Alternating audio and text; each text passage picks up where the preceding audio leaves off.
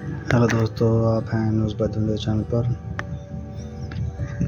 एक इसरो की तरफ से अच्छी न्यूज़ आई है। भारत का सिनेप्टेक्स मिशन आज लॉन्च होगा, जो कि 30 दिसंबर श्रीहरिकोटा स्थित जो सतीश धवन अंतरिक्ष केंद्र समय अनुसार रात के 9:58 पर लॉन्च किया जाएगा। स्पेस डेस्क का अर्थ है space docking experiment. Space desk जो है वो मिशन, इसका जो मकसद है अंतरिक्ष यानों के डॉक और अनडॉक करने की जो आवश्यकता तकनीक है विकसित करना और उसको प्रदर्शित करना है। ये जो इसरो के द्वारा आज 30 तारीख को PSLV C60 के द्वारा लॉन्च किया जाएगा। इसमें 2 छोटे अंतरिक्ष यान शामिल हैं। हर यान का जो वजन है लगभग 220 किलो है। ये पृथ्वी से 470 किलोमीटर ऊपर चक्कर लगाएंगे। इसमें एक चेज़र होगा SDX-01 और दूसरा टारगेट है SDX-02 नाम के जो उपग्रह होंगे। इस मिशन का उद्देश्य सफल डॉक किए गए अंतरिक्ष यानों में ऊर्जा को हस्तांतरण मतलब कि ट्रांसफर करना और अनडॉकिंग के बाद पेलोड का संचालन करना है। स्पेसडेक्स मिशन की तरह किसी अंतरिक्ष यान को डॉक और अनडॉक करने की क्षमता को प्रदर्शित किया जाएगा। एक अंतरिक्ष यान से दूसरे अंतरिक्ष यान के जुड़ने को डॉकिंग और अंतरिक्ष जुड़े 2 अंतरिक्ष यानों को अलग करने को अनडॉकिंग कहा जाता है। आपको बताना चाहेंगे ये दोनों इतने अहम क्यों हैं। स्पेसडेक्स मिशन एक किफ़ायती तकनीक का प्रदर्शन करने वाला मिशन है। यह तकनीक भारतीय की जो अंतरिक्ष से जुड़ी महत्वाकांक्षाओं के लिए आवश्यक है।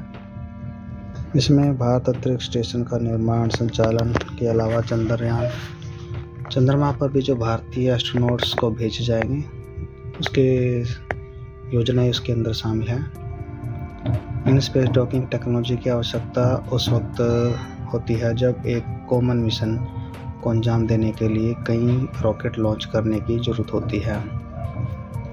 जैसे स्पेसडेक्स मिशन की तरह अंतरिक्ष में भेजे जाने वाले 2 उपग्रह में एक चेज़र है, दूसरा टारगेट होगा। ये दोनों तेज गति से पृथ्वी के चक्कर लगाएंगे। ये दोनों समान गति के साथ एक ही कक्षा में स्थापित होंगे, मगर लगभग 20 किलोमीटर की दूरी पर अलग हो जाएंगे। इसे फॉर रोदेवू भी कहा जाता है। स्पेसडेक्स मिशन की सफलता के बाद भारत दुनिया का ऐसा चौथा देश बन जाएगा जिसके पास स्पेस डॉकिंग टेक्नोलॉजी होगी। फिलहाल अंतरिक्ष डॉकिंग टेक्नोलॉजी के मामले में अमेरिका, रूस और चीन को ही क्षमता माना जाता है और उनके पास ही सक्षम है इस चीज़ के लिए करने के लिए जो टेक्नोलॉजी उन्हीं के पास फिलहाल अवेलेबल है। भारत के पास जो स्पेसडेक्स मिशन के ज़रिए स्पेस डॉकिंग टेक्नोलॉजी में महारत हासिल करने का मौका है। जो केंद्रीय विज्ञान और प्रौद्योगिकी राज्य मंत्री हैं डॉक्टर जितेंद्र सिंह, उन्होंने कहा है कि यह मिशन अंतरिक्ष डॉकिंग में महारत हासिल कर भारत का नाम खास देशों की फहरिस्त में आ जाएगा।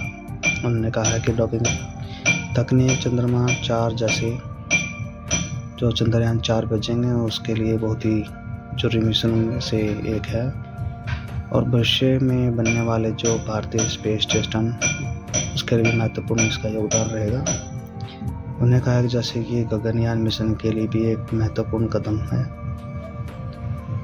इस मिशन का जो मकसद है डॉक किए गए अंतरिक्ष यान के बीच पावर को भी ट्रांसफ़र करना है, उसको प्रदर्शित करना है।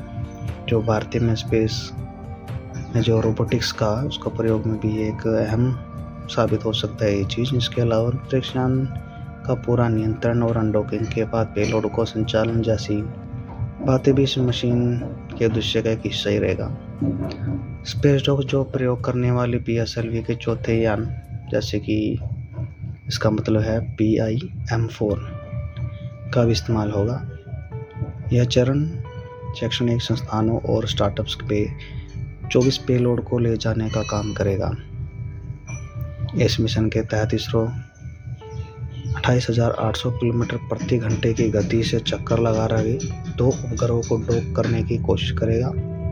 यह एक चुनौतीपूर्ण काम होगा जिसमें सावधानी जरूरी होगी। चंद्रयान-4 जो मिशन 2 रॉकेट और LMV-3 और LMV के ज़रिए अलग-अलग उपकरणों को 2 सेट चंद्रमा पर भी लॉन्च किए जाएंगे। अंतरिक्ष यान चांद पर उतरेगा, आवश्यक मिट्टी और चट्टानों के नमूने एकत्र करेगा, उन्हें एक बक्से में रखेगा और फिर चंद्रमा से उड़ान भरकर पृथ्वी पर वापस आ जाएगा।